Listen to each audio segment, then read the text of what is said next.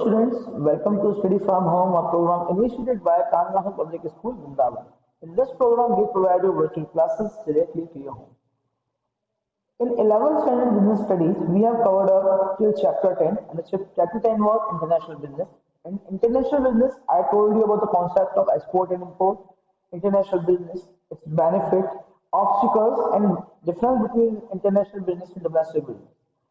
And the remaining part of it, the export procedure, import procedure, World Trade Organization, and the documents related have been omitted by CBSE.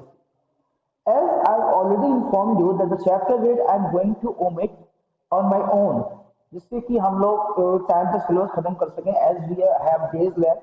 So I can start chapter number 8, small business and enterprise. Small business and enterprise में सबसे पहले what are the concept of small business and what is the meaning of enterprise, हमें ये जानना बहुत जरूरी है. ठीक है, अब बात स्मॉल बिजनेस की करें तो स्मॉल बिजनेस क्या होते हैं? Small business are business proportion which have a particular low investment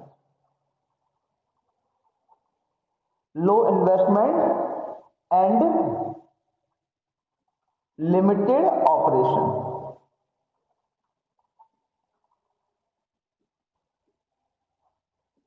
ठीक है, स्मॉल बिजनेस मीन्स और those business organisation which have very low investment and those who have very limited operations. Enterprise क्या होता है?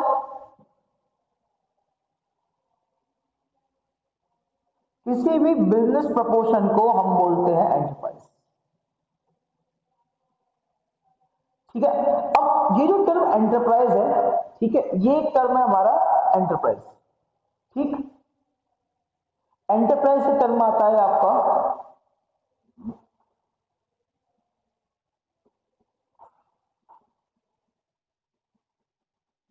Entrepreneurship and इससे term आया है हमारा एंटरप्रेन्योर. Entrepreneurship and enterprise. अब एंटरप्रेन्योरशिप एंड एंटरप्राइज है क्या actually? Entrepreneur is the person who takes the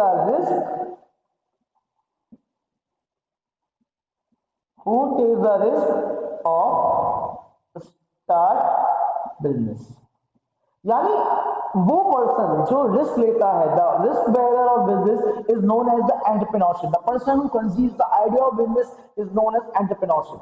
मैंने आपको बताया था कि जब भी कोई कंपनी का फॉर्मेशन होता है, बिजनेस का फॉर्मेशन होता है, every business has initial stage in the form of idea. एक बिजनेस सबसे पहले एक सीड होता है किसी के माइंड में, एंड वो सीड धीरे धीरे डेवलप होता है इन टर्म्स ऑफ बिजनेस.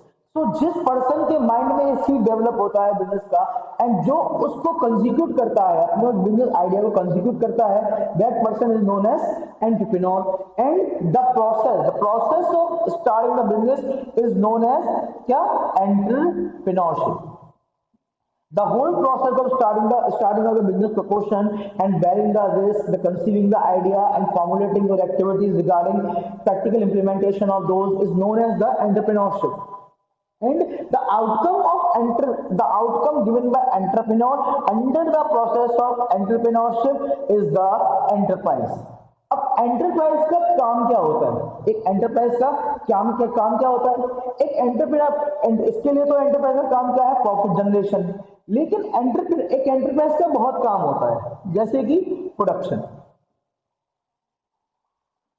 ठीक है, production of what? Production of goods and services. उसके अलावा क्या करती है?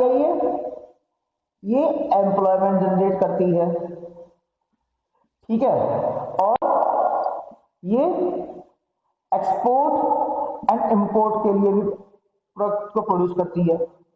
अब ये तो था हमारा एंटरप्राइज का काम. अब एंटरप्राइज की रिक्वायरमेंट क्या है? एंटरप्राइज की जरूरत क्यों है हमको?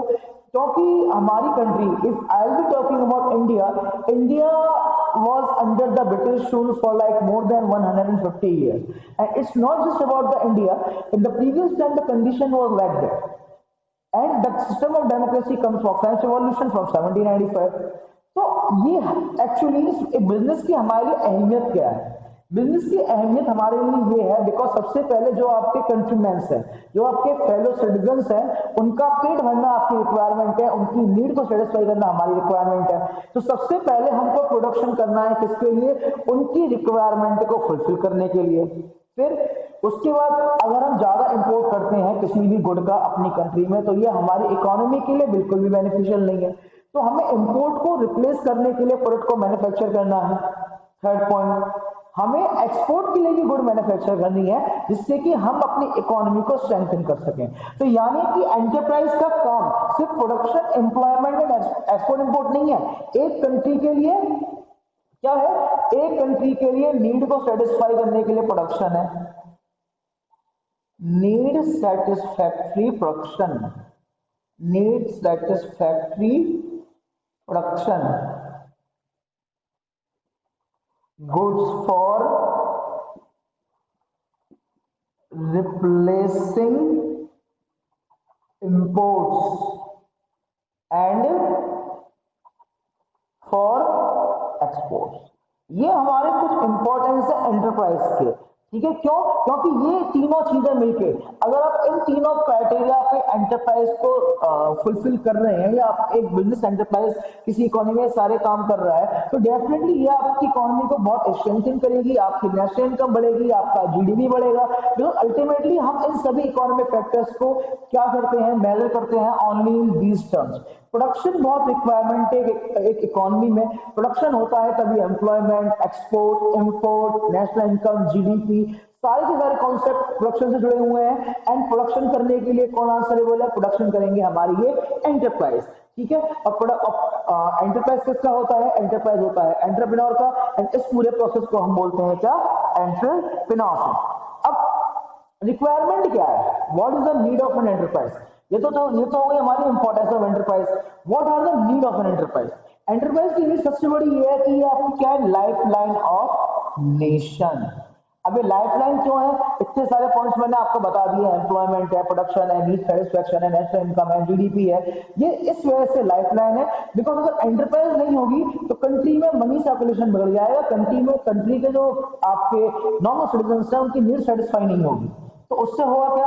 उससे ये होगा कि बाहरी कंपनी यहाँ पे आएंगी और यहाँ के सिस्टम पे कब्जा कर लेंगी, जैसा कि हुआ था इन इंडिया। जैसे ईस्ट इंडिया कंपनी यहाँ पे गुड्स मैन्युफैक्चरिंग के लिए आई, प्रोडक्शन के लिए आई और यहाँ के सिस्टम पे कब्जा कर लिया। तो यानी किसी कंट्री को रन करने में इन एंटरप्राइजेस का बहुत बड़ा रोल होता है। Second point, provide innovation. Innovation provide करते हैं। वर्ल्ड चेंज क्यों हुआ? वर्ल्ड चेंज हुआ केवल छोटे छोटे आविष्कारों से। जो इंग्लैंड में आपका इंडस्ट्रियल रिवॉल्यूशन हुआ 18th सेंचुरी में, उसकी वजह से वर्ल्ड चेंज हुआ। अब इन इनोवेशन इंप्लीमेंट कहाँ होते हैं? यहाँ एंटरप्राइज में। जेम्स वाट ने स्टीम इंजन डेवलप किया था, उस स्टीम इंजन से कोल को लाना बहुत इजी हो गया था माइन से, जिसकी वजह से सारे बिजनेस को सपोर्ट मिलने लगा। तो एक एंटरप्राइज, एक बिजनेस प्रपोर्शन मार्केट में, सोसाइटी में इनोवेशंस को इंट्रोड्यूस करता है। एप्पल है, बड़े बड़े टेक ब्रांड्स है, इंटेल है, ये कर क्या रहे हैं? ये पर्पल मार्केट में नए इनोवेशंस को इंट्रोड्यूस कर रहे हैं, ठीक है? तो सेकंड पॉइंट हो गया क्या हमारा? Introducing innovations to market, introducing innovations to market, ठीक है? उसके बाद थर्ड पॉइंट में बता चुका हूं, growth of the economy. Growth of the economy कैसे? तो ग्रोथ इस तरह से, बिकॉज जितना ये प्रोडक्शन करेंगे उस प्रोडक्शन के बेसिस पे क्या बनता है?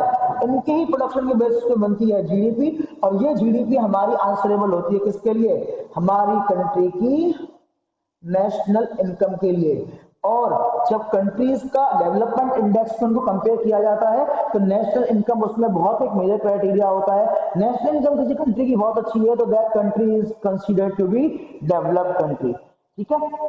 इसके बाद एम्प्लॉयमेंट अपॉर्चुनिटीज को मैंने बताया कि किस तरह से ये एम्प्लॉयमेंट प्रोवाइड कराते हैं, कि एम्प्लॉयमेंट अपॉर्चुनिटीज बहुत प्रोवाइड कराते हैं। उसके अलावा सोशल बेनिफिट। सोशल बेनिफिट कैसे?